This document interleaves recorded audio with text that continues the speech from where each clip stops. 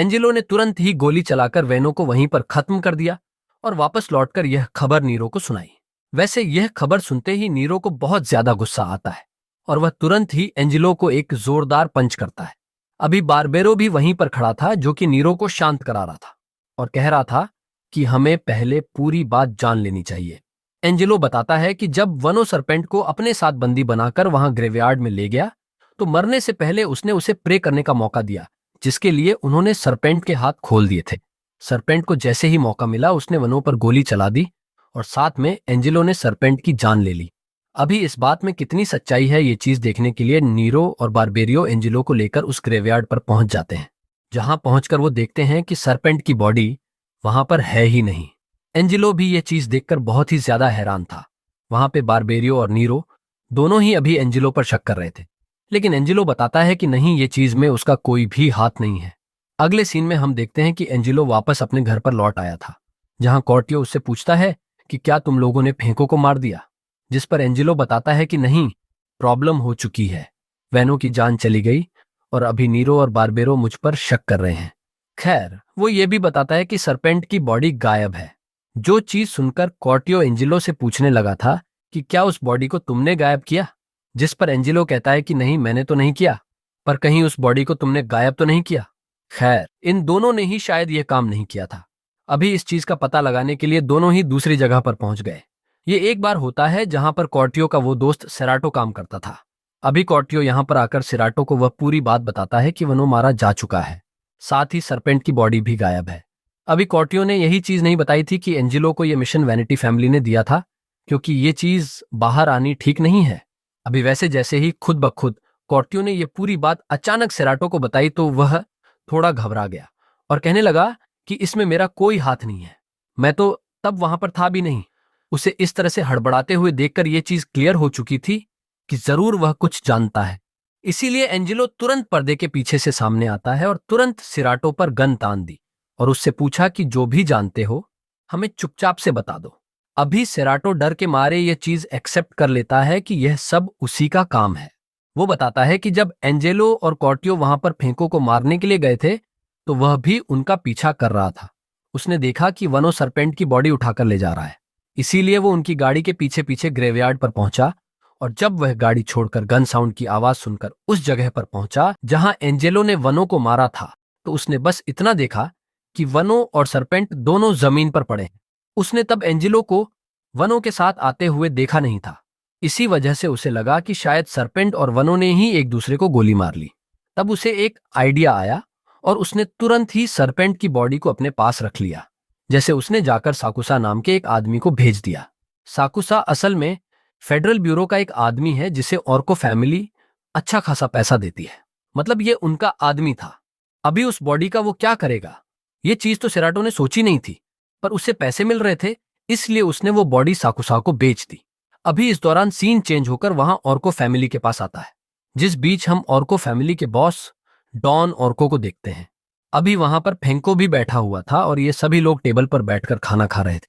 फेंको बताता है कि पिछली ही रात पर उस पर हमला हुआ है, जो कि जरूर वैनिटी फैमिली वालों ने ही करवाया है, लेकिन तब उसने वनो का चेहरा नहीं देखा था। इस वजह से उसे यह चीज नहीं पता कि सच में वैनिटी वालों का हाथ है भी या नहीं, पर वो किसी तरह से भी बस ऑर्को फैमिली और वैनिटी फैमिली के बीच वॉर कराना चाहता था।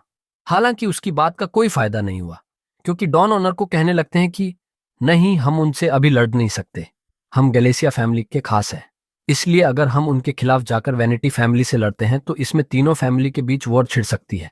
वैसे इसी बीच हम देखते हैं कि वहां पर एंजेलो ने जैसे ही सेराटो की ये पूरी स्टोरी सुनी तो उसने डिमांड की कि सेराटो उसे उस जगह पर लेकर जाए जहां सरपेंट की बॉडी को रखा गया है। सेराटो ने भी डर के मारे इस चीज के लिए हाँ कर दी। इसी बीच सीन चेंज होकर वैनिटी फैमिली पर आता है, जहां पर फेडरल ब्यूरो का वो नया मेंबर साकुसा पहुंच चुका था, जिसके पास वो बॉडी है। वो विंसेंट वैनिटी को अभी ब्लैकमेल करते हुए कह रहा था कि अगर वो बॉडी ऑर्को फैमिली को मिलती है तो आपकी रिलेशन ऑर्को फैमिली और गैलेसिया फैमिली दोनों से ही बिगड़ जाएगी और फिर वॉर हो जाएगी। मैं ऐसा बिल्कुल भी नहीं चाहता, इसलिए आप अगर चाहो तो मैं वो बॉडी आपको बेच सकता हूं। हालांकि साकुसा के वहां पहुंचने से पहले भी विंसेंट वैनिटी और उसका दूसरा बेटा फ्रेड वैनिटी यही बात कर रहे थे कि आखिर नेरो को किस तरह से बचाया जाए, क्योंकि अगर डाउट आता है तो सीधा सीधा बड़े बेटे नीरो पर आएगा और उसकी जान को खतरा होगा। इन लोगों ने प्लान बनाया था कि नीरो को कुछ समय के लिए सिटी से कहीं बाहर भेज देंगे, लेकिन अब खुद सकुसा इनके पास पहुंच चुका है, जो कि बता रहा है कि उसके पास बॉडी है।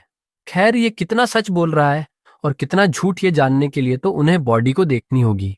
जिस चीज के लिए नीरो और टाइगर दोनों कार में बैठकर सीधा उस जगह की तरफ निकल पड़ते हैं। रास्ते में फेंको और उसका आदमी अभी यहां सिटी से गुजर रहे थे, जिस बीच फेंको सोच रहा था कि सच में सरपेंट जिंदा है भी या नहीं, कहीं वो मर तो नहीं गया। इस बीच उसकी नजर टाइगर और नीरो पर पड़ती है और वो अपने साथी से सीधा उसी डायरेक्शन में कार बढ़ाने को कहता है। इसी बीच यहां पर सीन चेंज होकर वापस एंजेलो के पास आता है, जो कि सेराटो के साथ उस जगह पर पहुंच चुका था जहां सरपेंट की बॉडी को रखा गया था। एंजेलो वहां पर पहुंचकर देखता है कि बॉडी अभी भी वैसे की वैसी पड़ी है। ये एक अच्छी चीज है क्योंकि इससे एंजेलो अपनी इनोसेंस नीरो के सामने साबित कर सकता था। हालांकि इतने में ही उन्हें किसी के पैरों की आवाज सुनाई देती है और वह दोनों ही थोड़े चौकन्ने हो गए। ये कोई और नहीं बल्कि नीरो ही था, जो कि टाइगर के साथ यहां पर आ रहा था। अभी नीरो ने भी वह बॉडी देख ली थी।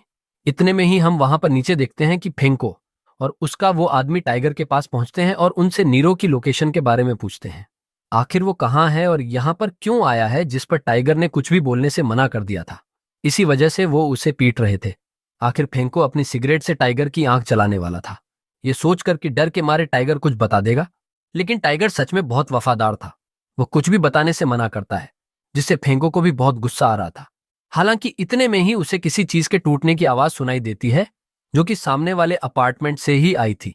वो तुरंत टाइगर को पकड़कर एज अ होस्टेज अपने साथ ऊपर वाले फ्लोर तक ले आता है, जहां सामने वो नीरो को देखता है। नीरो ने भी किसी को होस्टेज बना रखा था, जिसके चेहरे पर एक कपड़ा था। अभी ये चीज तो क्लियर थी कि वहां फेंको को यही लगेगा कि वो सरपेंट है, क्योंकि कपड़े वगैरह सब कुछ सरपेंट की तरह थे। यहां पर फेंको ने भी टाइगर को पकड़ रखा था, इसी वजह से वो होस्टेज को एक्सचेंज करते हैं। जब एंजेलो, जो कि अभी सरपेंट के कपड़े पहनकर बैठा हुआ था, वो आगे बढ़ता है तो फेंको को थोड़ा सा डाउट होता है और वो तुरंत ही एंजेलो की तरफ गन पॉइंट करता है। हालांकि एंजेलो ने किक करते हुए उसकी गन को अलग कर दिया था, साथ ही अपने चाकू से फेंको पर हमला कर दिया। लेकिन एंजेलो के चेहरे पर कपड़ा था, इसी वजह से उसे सामने दिख नहीं रहा था, जिस कारण से फेंको बचने में कामयाब रहा। हालांकि उसी दौरान सेराटो भी वहां पर आ गया, जिसने फायरिंग शुरू कर दी। फायरिंग की आवाज सुनकर नेरो पीछे हटा और साथ ही फेंको भी पीछे हट चुका था। अभी यह सही मौका था वहां से निकलने का। नीरो और एंजेलो दोनों ही वहां से निकल गए। नेरो ने निकलने से पहले फेंको के आदमी के हाथ पर गोली चला दी थी, जिससे कि वो लोग आगे ना बढ़े और फिर बाद में वो लोग वहां से निकलने में कामयाब रहे। अभी सरपेंट की बॉडी वहीं पड़ी हुई थी, जो कि फेंको को मिल चुकी थी। वैसे तो उसे दुखी होना चाहिए, लेकिन अभी वह जोर जोर से हंस रहा था, क्योंकि सरपेंट की बॉडी अब उसके पास है। इसीलिए वह इजीली ऑनर को फैमिली और वैनिटी फैमिली के बीच जंग करवा सकता है। हालांकि वहां दूसरी तरफ अभी भागते हुए नीरो मन में सोच रहा था कि एंजेलो ने अपनी इनोसेंस साबित की, लेकिन फिर भी पता नहीं क्यों उसे कुछ अजीब सी फीलिंग आ रहा है। खैर, यह लोग यहां से भागते हुए सीधा उस ब्रिज के पास पहुंचते हैं जहां इन्होंने मिलने का डिसाइड किया था। अभी यहां पर वो सभी लोग थे, बर्बेरो और टाइगर वगैरह। खैर, नीरो यहां पर अभी इसीलिए आया है क्योंकि उसे यहां से एक दूसरी गाड़ी लेकर इस सिटी को छोड़कर जाना होगा, क्योंकि कुछ महीने यहां रहना बिल्कुल सेफ नहीं है। एंजेलो कहने लगता है कि वह भी उसके साथ जाना चाहता है, क्योंकि उन्होंने एंजेलो का चेहरा देख लिया है। इसीलिए एंजेलो की भी जान खतरे में है। अभी नीरो ने इस चीज के लिए हाँ कर दी थी, लेकिन सिर्फ एक शर्त पर, और वो शर्त है कि एंजेलो को ड्राइव करनी पड़ेगी, जिसके लिए एंजेलो तुरंत ही मान गया था।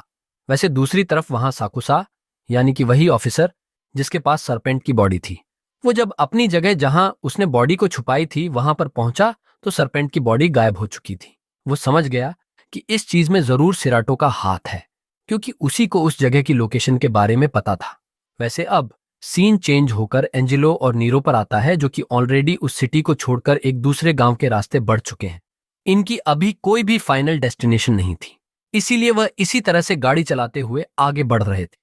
लेकिन अचानक ही सामने एक आदमी आया, जो कि अभी हाथ दिखाकर इन्हें रोकने की कोशिश कर रहा था, पर इन्होंने उस पर ध्यान भी नहीं दिया और सीधा गाड़ी आगे बढ़ाई और कीचड़ उस आदमी के मुंह पर उड़ गई। वो आदमी अपने कुत्ते के साथ खड़ा हुआ था और असल में यह आदमी एक किलर है, जो कि कॉन्ट्रैक्ट किलिंग का काम करता है, और इसे किसी का कॉल आया था जिसने बताया था कि इसे 2 लोगों को खत्म करना है। इस आदमी के पास उन 2 लोगों में से एक की फोटो है, जिस फोटो में नीरो और उसका छोटा भाई फ्रेट वेनिटी था। ये बहुत पुरानी फोटो थी, क्योंकि इसमें नीरो और फ्रेट दोनों की ही एज बहुत कम लग रही थी। वैसे सीन वापस से यहाँ नीरो और एंजेलो पर आया, जो कि अभी एक रेस्टोरेंट में बैठकर खाना खा रहे थे। वहीं नीरो वहां की बार टेंडर से एक ऐसी जगह का पूछता है जहां ये लोग रह सके, और साथ ही वह जगह थोड़ी सस्ती भी हो। बार टेंडर उन्हें एक लोकेशन का बताती है, और बाद में नीरो उसे एक्स्ट्रा टिप देकर एंजेलो के साथ वहां से निकल पड़ता है। अभी रास्ते में इन्हें कुछ बच्चे दिखाई देते हैं, जो कि शायद किसी ट्रिप के चलते यहां पर आए हुए थे। नीरो और एंजेलो दोनों ही वहां पर रुक गए। अभी नीरो उन बच्चों को करतब करके दिखा रहा था, क्योंकि बच्चों को मजा आ रहा होता है। वो बच्चे कहने लगते हैं कि क्या ये दूसरे भैया कुछ नहीं जानते, जिस पर नीरो कहने लगता है कि हाँ, इसे कुछ भी नहीं आता, ये बहुत ही सीरियस बंदा है। पर अचानक ही एंजेलो यहाँ नीरो के पास आकर उसका पर्स उसे लौट आता है, जो देखकर नीरो हैरान था। वो कह रहा था कि तुमने ये कब निकाला, पर तब तक एंजेलो उसकी बेल्ट उतार चुका था, जिसकी वजह से उसकी पट नीचे की तरफ फिसल गई और वह बच्चे हंसने लगे। अभी उन्हें हंसता देखकर एंजेलो के चेहरे पर भी स्माइल थी, जो कि नीरो ने पहली बार एंजेलो के चेहरे पर नोटिस की। वैसे इसके बाद ये लोग फिर से यहां से आगे बढ़ चुके थे। वो एक दूसरे टाउन पहुंचते हैं, जहां अभी इन्हें थोड़ी शॉपिंग करने की जरूरत थी, जिससे ये जिस अपार्टमेंट की तरफ बढ़ रहे हैं वहां पर ये कुछ महीना बिता सके। इन्हें शॉपिंग के लिए पैसे भी चाहिए थे, जो कि उनके पास थोड़े बहुत ही पड़े थे, और अभी वाइन की जरूरत भी थी। लेकिन इन्हें इस जगह के बारे में ज्यादा पता नहीं था। तभी इन्हें वहां का एक सेफ दिखता है, जिसका नाम निक है। ये निक से पूछता है कि यहां पर कोई वाइन शॉप है। साथ ही नीरो ने उसे थोड़े पैसे भी दे दिए थे।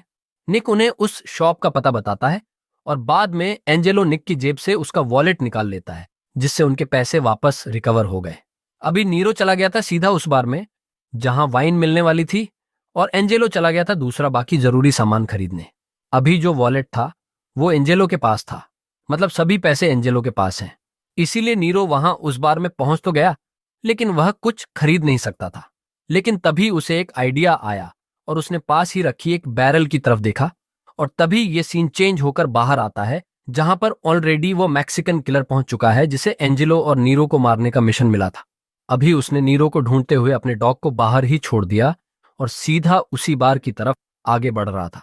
वो अंदर बाहर में देखता है कि नीरो सभी से पंजे लड़ाने का मुकाबला कर रहा है, और जो भी हारेगा उसे वाइन खरीद कर देना होगा। इसी तरह से नीरो अभी कई सारे लोगों को हरा चुका था। पर इतने में ही वहां वो मैक्सिकन किलर पहुंचा, जिसने खुद भी नीरो के साथ चैलेंज लगाया और नीरो को चुटकियों में ही हरा दिया। बाद में अचानक ही वह नीरो को पीटने लग जाता है, जैसे कि उसका कोई पर्सनल दुश्मनी हो। अभी सभी दूर खड़े हुए थे, क्योंकि कोई भी इस तरह का फाइट में बीच में नहीं पड़ना चाहता। पर अचानक ही उस मैक्सिकन किलर को अपने डॉग के चिल्लाने की आवाज सुनाई दी, और वह तुरंत ही बाहर की तरफ भागा। यह काम असल में एंजेलो का था। उसने ही डॉग को आवाज करने पर मजबूर किया, जिससे कि वो नीरो की जान बचा सके। अभी नीरो भी सही समय पर वहां से निकल गया, और एंजेलो और वो दोनों कार से वहां से जाने लगे। अभी जब मैक्सिकन किलर वापस से उस बार वाले रास्ते से बाहर आता है, तो तभी एंजेलो और नीरो दोनों ही कार से उसे ठोक देते हैं। इससे वह मैक्सिकन किलर जमीन पर गिर चुका था। हालांकि टकराने के बाद भी वो किलर तो पूरी तरह से ठीक था, लेकिन उनकी कार डैमेज हो चुकी थी, और अब वो किसी काम की नहीं रही थी। इसी वजह से इन्हें नॉर्मली उतरकर भागना पड़ा। ये दोनों ही भागते हुए एक फार्म हाउस की तरफ पहुंचे, जहां जानवरों को रखने का एक सेट बना हुआ था। ये दोनों तुरंत ही उस जगह में घुस जाते हैं और गेट लगा लेते हैं। हालांकि वो किलर अपने डॉग के साथ उस जगह पर पहुंच चुका था, क्योंकि डॉग नीरो और एंजेलो की स्मेल को जान चुका था। ये चीज नीरो भी जानता है, क्योंकि उसके पास भी पहले एक डॉग हुआ करता था। इसीलिए वह दोनों भी तैयार थे। अब जैसे ही वह किलर अंदर आकर हमला करता है, तो यहां पर नीरो भी फाइट करना शुरू कर देता है। इन लोगों के पास गन वगैरह नहीं है। इस वजह से ज्यादा प्रॉब्लम हो रही थी, क्योंकि वो किलर स्ट्रेंथ में इनसे ज्यादा ताकतवर था। हालांकि जब वो किलर नीरो को खत्म करने ही वाला था, तभी इतने में एंजेलो ने अपना वो चाकू सीधा उसी किलर की तरफ फेंक दिया। किलर ने उस चाकू को डज कर लिया था, लेकिन इतने में नीरो को भी समय मिल चुका था उसके हमले से बचने का। वह दोनों तुरंत ही अटैक को डज करके वहां से बाहर निकलते हैं, जहां ऑलरेडी उस फार्म का ओनर खड़ा हुआ था। उसके हाथ में बंदूक थी, और उसने वह बंदूक इन दोनों की तरफ तान दी। ये दोनों ही अपनी जगह पर रुक जाते हैं, लेकिन अचानक ही वह ओनर फायर कर देता है। हालांकि उसने एक गोली वहां उस मैक्सिकन किलर की तरफ चलाई थी। एक ही गोली में उस किलर का काम खत्म हो गया, और वह जमीन पर गिर पड़ा। असल में फार्म ओनर भी समझ चुका था कि वो किलर ही बुरा आदमी है, इसीलिए उसने इनकी मदद की। अभी जाने से पहले नीरो निक का वो वॉलेट जिसमें उनके सारे पैसे थे वह उस फार्म ओनर को दे देता है और साथ ही उस मैक्सिकन किलर के डॉग का ख्याल रखने को भी कहता है। अभी इनके पास गाड़ी नहीं थी, इसी वजह से वो मैक्सिकन किलर जिस दूसरे आदमी को वो घोड़ा गाड़ी चुरा कर लाया था, उस गाड़ी में ये लोग बैठकर आगे बढ़ जाते हैं।